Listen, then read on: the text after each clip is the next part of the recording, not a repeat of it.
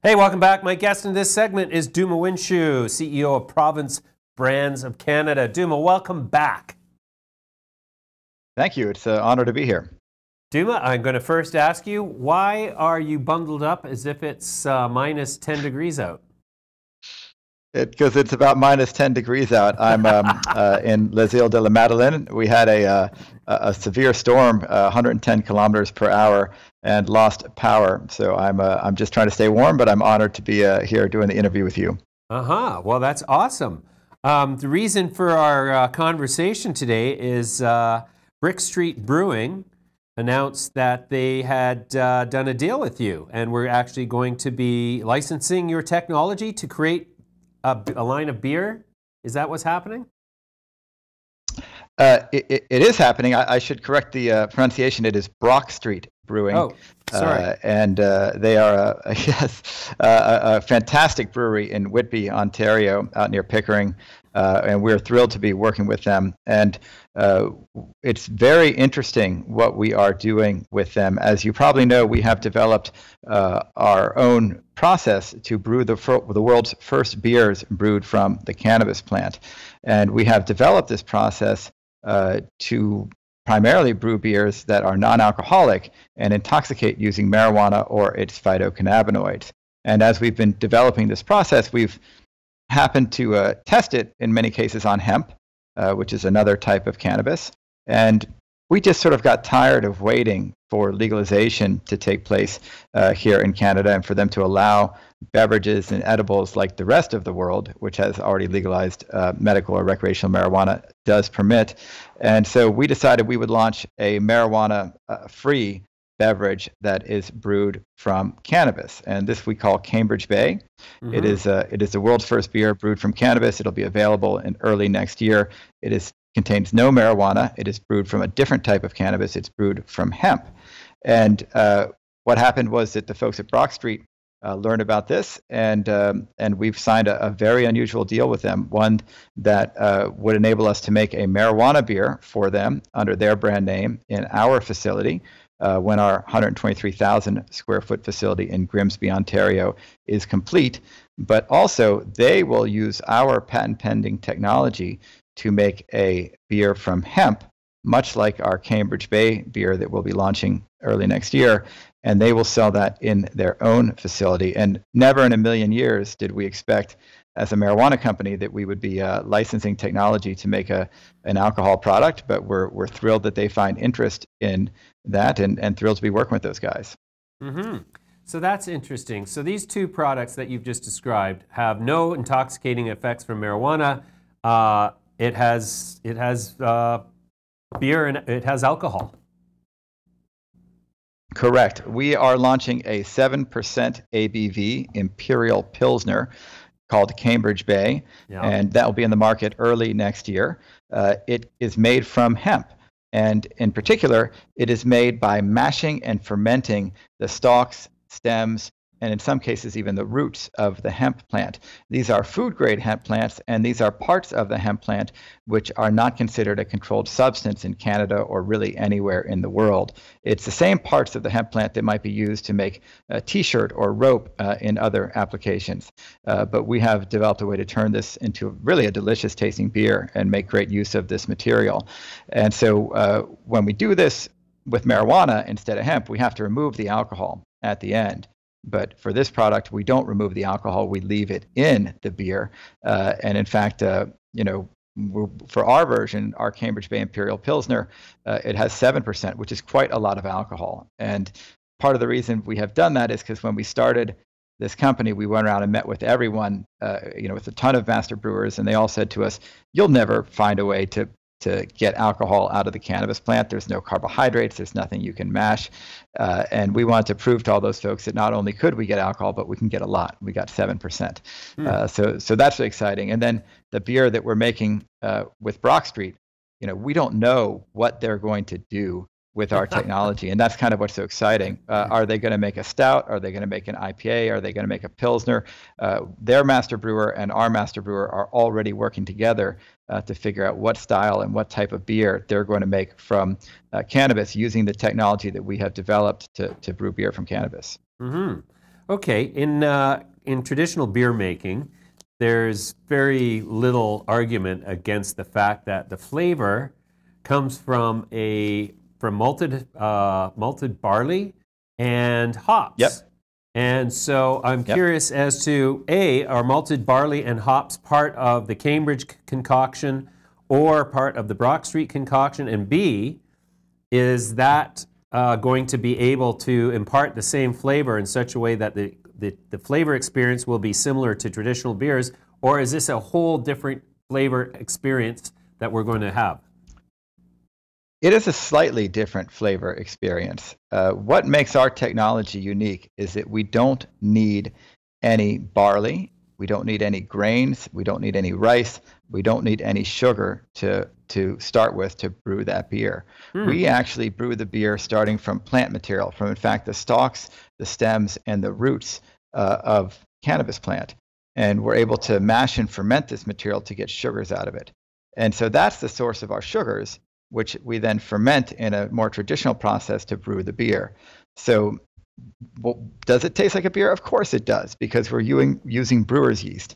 Of course it tastes like a beer because we're using fine organic hops, and we're fermenting it in a way that beer would be fermented. So you get those esters and those subtle flavors, and it has a very familiar flavor of a beer, but with a slightly different twist, owing to the fact that it is made from cannabis.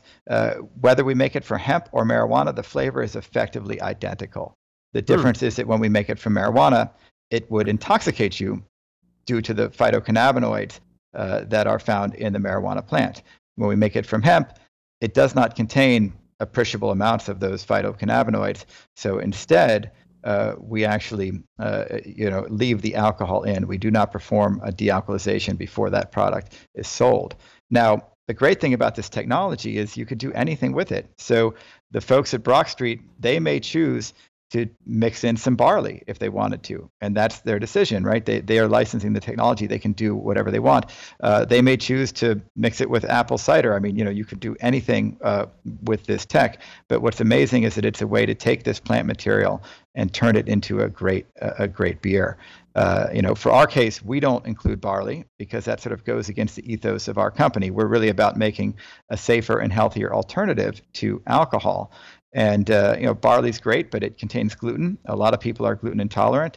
Even folks who are not gluten intolerant are watching their gluten intake. I'm one of those people. And when you make a beer from barley or any type of grains, you're going to have a lot more calories. You're going to have a lot more free sugar than we do. So our Cambridge Bay Imperial Pilsner is about half of the calories of a standard Imperial Pilsner with the same ABV. And our marijuana products that are brewed from marijuana are about half of the calories of a non-alcoholic beer that would be brewed from barley. Wow, interesting. So how would you describe the flavor of your cannabis beer? I don't know if you've ever had any of these hemp beers that are on the market. It's one of the fastest growing categories of flavored beers around the world. And the way they make those beers is very different from the way we make ours. Those folks are taking a traditional brewing process, and they're towards the end, they're sort of taking some toasted hemp seeds, which have a great flavor. I love toasted hemp seeds. In fact, I have them for breakfast almost every morning. But they take these toasted hemp seeds and they put them in a cheesecloth and they soak them in the boil kettle so that the flavor permeates the beer. So in that case, it's a beer brewed with barley, but flavored with toasted hemp seeds. Now, our beer is made without any grains or barley, so you don't have that sweetness, that sort of bread flavor that you get with a normal barley beer. But you do have a flavor that is very similar to what they get when they soak the toasted hemp seeds into the beer, because you're boiling cannabis, and when you boil cannabis, a lot of the terpenes and the flavonoids will volatilize. They won't make it through. But whether you're boiling the stalks, the stems, the roots, or the seeds, or we've never actually tried with flour, but I assume it would be the same with the flour. When you're boiling it, the flavonoids that remain have a very similar flavor. So our beer really tastes like a less sweet version of one of these hemp beers that you can find on the market. In Canada, there's one called Millennium Buzz, which is in just about every LCBO. And in the United States, the big one that's caught a big wave recently is called the Hemper, made by New Belgium. But there are literally hundreds of breweries making hemp beers these days. Yeah, sure. I used to drink a beer called Bowen Island Hemp Ale back in the late 1990s, early 2000s. So it's been around. It's been around. It has been a very long time. Yeah, hemp beers have been around for a while, and it's a flavor that people love. So questioning minds want to know, Duma, is there any sense of when beverages with cannabis intoxication properties in them are going to be allowed in the Canadian market? Well, according to the Cannabis Act, we know that these beverages will be allowed within 1 year of October 17th, 2018. So that means they could be allowed any day now. But we all know how government works, so no one is expecting them to be illegal even 1 minute before the last possible moment. So at Province Brands, we are building right now the world's first cannabis brewery in a 123,000 square foot facility in Grimsby, and we are preparing to have that facility ready to sell beer by October 17th, 2019, which is when we expect marijuana beverages to be legal here in Canada. Now, it could happen before, in which case we may not be prepared, but you know, we're pretty confident that that they won't allow sale of edibles and beverages before basically the deadline, which is October of 2019. Okay. What about the U.S. opportunity and elsewhere? The U.S. opportunity is tremendous. We have seen throughout many states in the United States, edibles and beverages becoming the top-selling products in certain areas, and certainly the fastest-growing category of cannabis products across the United States. Beverages in particular make up about 1% of all sales in dispensaries right now, so they are not a huge category, but they are in fact the fastest growing category of products in the United States.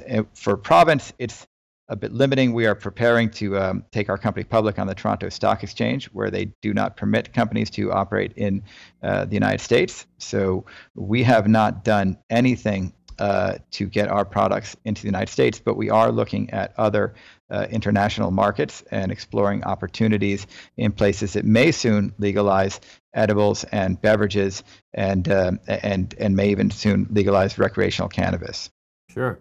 All right, Duma, that's a great update. Thank you very much for your participation. We'll come back to you soon. Oh yeah, hopefully I see you in the warm office in Toronto next time. But I appreciate the time, and we'll talk soon. You bet. Bye for now, Duma.